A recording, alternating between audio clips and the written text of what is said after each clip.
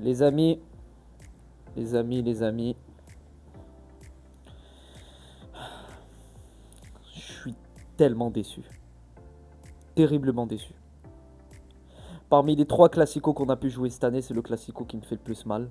Parce qu'il y avait la place. Tu as dominé ce Barça en deuxième mi-temps, et j'ai pas peur de le dire. Tu as dominé ce Barça en deuxième mi-temps. Certes, ils t'ont écrasé en première mi-temps. Mais vraiment, ils t'ont écrasé. Je pense que personne n'aurait cru que le Real Madrid reviendrait en deuxième mi-temps.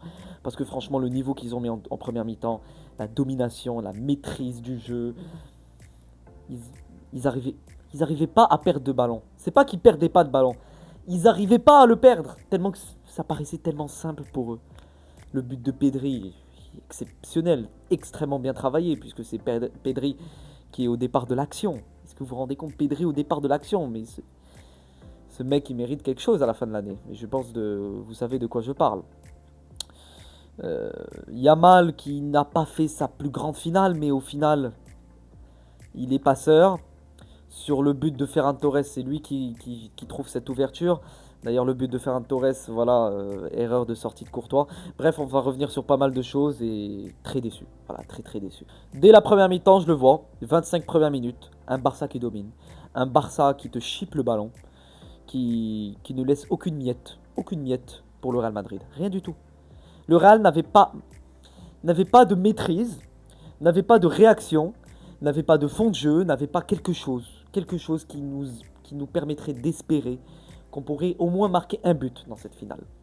Parce que tu avais ce Barça, tactiquement, qui était en place, tactiquement, toujours avec la même tactique, avec cette défense très haute, avec ce milieu qui fonctionne très bien, parce que le milieu, en première mi-temps, il s'est fait massacrer, hormis un joueur. Un joueur pendant tout le match, respect. Respect. Je ne sais pas si vous allez le voir. Jude Bellingham, les gars. Jude Bellingham. Parce que les gars de Jude Bellingham, monstrueux la finale qu'il nous a faite. Monstrueux. Que ça soit dans l'intensité qu'il a pu mettre. Mais au-delà de l'intensité, les gars. Au-delà de l'intensité, le caractère. Le leadership qu'il a eu sur le terrain de Jude Bellingham, franchement, chapeau. Je n'ai rien à lui reprocher. C'est pour moi, côté Real Madrid, l'homme de la finale. C'est l'homme de la finale côté Real Madrid. Mais évidemment, voilà, je vais revenir. Cette première mi-temps, elle a été dominée. Cette première mi-temps, tu n'as pas existé. Tu n'as pas du tout existé. Et c'est ça qui me fait mal. C'est que ce Real Madrid cette année n'existe pas une mi-temps sur deux. Tu as une mi-temps sur deux où ce Real n'existe pas. Et c'est pas comme ça que tu vas réussir à gagner de grands matchs. Parmi eux, les classicos. 3e classico de suite perdu contre le Barça, les gars. 3e classico de suite. En plus, tu avais fait une bonne finale. Hein. Tu as eu beaucoup de caractère, mais là, c'est la saison blanche, elle est en vue. La saison blanche, elle est en vue, les gars. Là, on va pas se mentir, la Liga, ça va être pratiquement mort parce que c'est bon, Barcelone, ils prennent cette coupe, ils prennent la Super Coupe, ils vont aller jouer la demi-finale Ligue des Champions. Mentalement, ils sont rassasiés, j'ai envie de dire. Donc voilà, ce Barça est pour l'instant sur ce premier trophée sur 3 pour le triplé.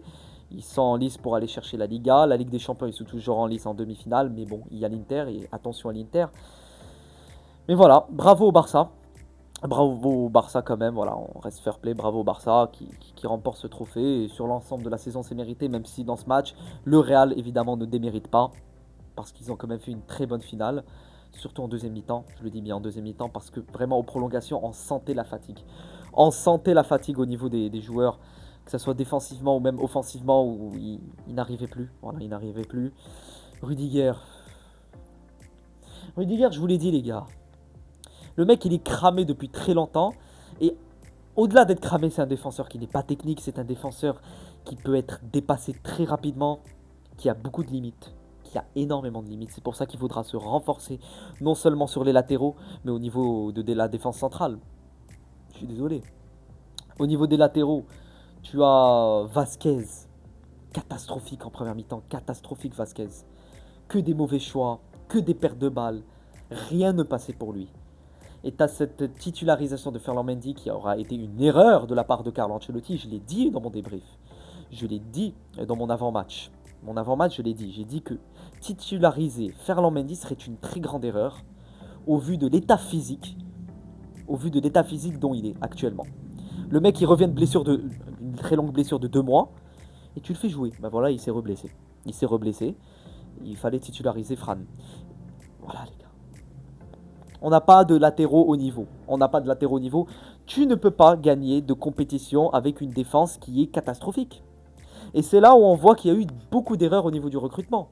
Certes, t'as Ancelotti qui a fait des erreurs de coaching tout au long de cette année, ne pas donner de temps à Güler, à Hendrick, ne pas titulariser Asensio rapidement à certains matchs, mettre Tchouaméni en défense centrale. Au niveau des latéraux, pas mal d'erreurs. Le 4-3-3 qui ne fonctionnait pas, il persistait, il forçait. À la fin, tu reviens sur ce 4-4-2, tu retrouves de la cohérence, mine de rien. Tu retrouves de la cohérence. Je vais vous dire la vérité, ce Real Madrid en deuxième mi-temps contre le Barça, ce Jude Bellingham en particulier, et ce milieu de terrain, je sentais un Real Madrid qui arrivait à faire mal à ce Barça. Et c'est là où je vous dis, les gars, qu'il y avait la place pour aller chercher cette finale. Mais ce deuxième but, et j'ai l'impression que c'est cette sortie de Courtois qui aura été très hasardeuse, et ce deuxième but de Ferran Torres qui a tué la finale. Parce qu'au but de Tchouaméni, je vous dis, on tient quelque chose. La vérité, je me suis dit, on tient quelque chose, on tient quelque chose entre nos mains. On tient peut-être ce trophée qui serait un miracle. Et oui, c'est un miracle. Cela aurait été un miracle d'aller chercher ce trophée au vu de ton niveau cette saison. Tu ne le cherches pas. Donc là, tu es sur le point de faire saison blanche. Mais on tient, les gars. On tient à la Madrid. On reste présent. On restera toujours là. L'année prochaine, il y aura des changements. Enfin, j'espère. Et évidemment qu'il y aura des changements. C'est certain. Tu ne peux pas rester comme ça sans changement. Même si cette finale, tu as pu proposer quelque chose, un peu de caractère. Mais c'est insuffisant. C'est insuffisant dans le sens où cette première mi-temps aura été gâchée. Et si tu voulais aller chercher cette finale, et ça, il fallait quand même proposer quelque chose en première mi-temps. Les finales, pour que tu les gagnes, ça doit passer par des bonnes premières mi-temps et des bonnes deuxièmes mi-temps, et pas jouer une mi-temps sur deux. Mais voilà les gars, Pedri, monstrueux. Monstrueux, et je l'ai dit dans mon avant-match, Pedri, c'est le cœur du Barça, c'est le cerveau de ce Barça. Et je l'ai dit, humble, leader au milieu de terrain, monstre technique, tactiquement, tu peux faire plein de choses avec lui. Vraiment, il est très très polyvalent au niveau tactique. Tu peux vraiment lui enseigner pas mal de choses et il peut s'adapter à beaucoup de situations, ce Pedri. Et le but qu'il nous met, les gars, il faut avoir la précision. Il faut avoir il faut être dans la finition clinique pour mettre ce ballon au fond des filets de Thibaut Courtois, même si le travail de Lamine Yamal également. Il y avait, je pense, 4-5 joueurs sur lui. Et il trouve cette petite passe, le bon timing, vraiment. Toujours Yamal, toujours le bon timing, les gars. C'est fou, à 17 ans, tu as un timing qui est aussi parfait. Il est parfait, son timing, à 17 ans. Et c'est pas normal, je suis désolé. J'ai jamais vu ça. Le mec, au niveau du timing, au niveau des prises de décision, mais tout est parfait. Tout est parfait, même s'il ne fait pas une très grande finale, mais il est là. Il est passeur, je pense, sur 2 buts. Le but de Ferran, je pense que c'est celui qui trouve l'ouverture. Et sur le premier but de Pedri. Monstrueux. Monstrueux ce joueur. Au niveau de la défense centrale du Barça, tu as ce Koundé qui fait une énorme finale. Tu as ce Inigo également, ce Koubarsi. En général, cette défense du Barça aura été bénéfique de leur côté. Surtout après l'entrée de Kylian Mbappé. Mbappé qui nous met un coup franc. Franchement. J'avais pu avoir son coup franc à Madrid, quand j'étais à Madrid.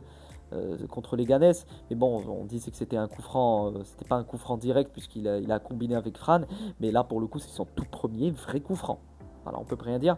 Mais malgré ça, après ce coup franc, j'ai senti un Mbappé un peu en manque de rythme, de par sa blessure. Voilà, il était en manque de rythme, un peu trop lent à mes yeux parfois. Pareil pour beaucoup de joueurs qui ont été un peu trop lents au niveau de leur prise de décision. Rodrigo fantomatique. Voilà, j'ai vu un Rodrigo fantomatique, tout comme les 10 derniers matchs où on a eu un Rodrigo.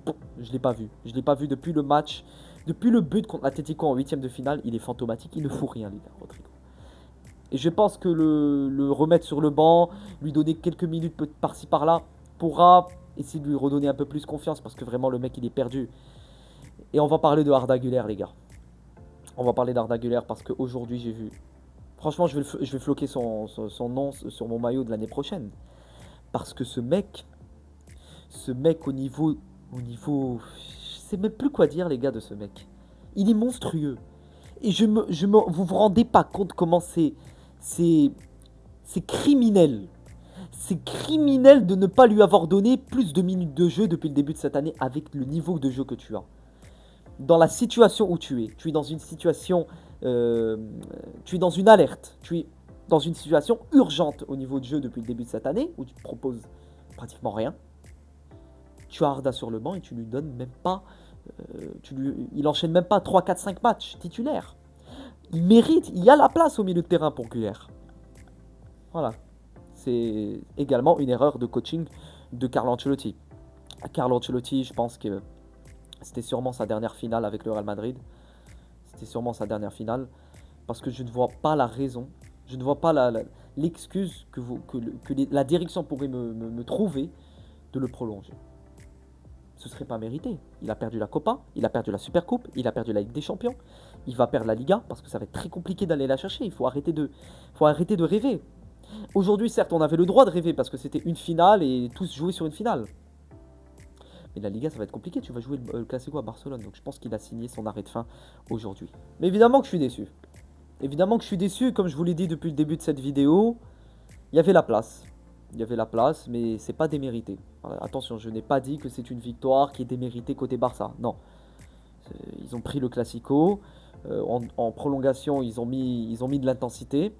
Ils ont compris comme quoi le maillon faible c'était Rudiger. Et je pense que c'est Sébastien Tarago de la chaîne L'équipe qui a commencé à dire comme quoi, à un moment précis, je pense que c'était à la 110e minute, un truc comme ça, les joueurs de Barcelone, et je ne sais pas si vous l'avez remarqué, ont compris que le point faible du Real Madrid à l'instant T, c'était Rudiger. Et ils ont appuyé sur ce point faible. C'est pour ça que Carlo Ancelotti l'a fait sortir et il a fait rentrer Endrick. Il a fait rentrer Endrick.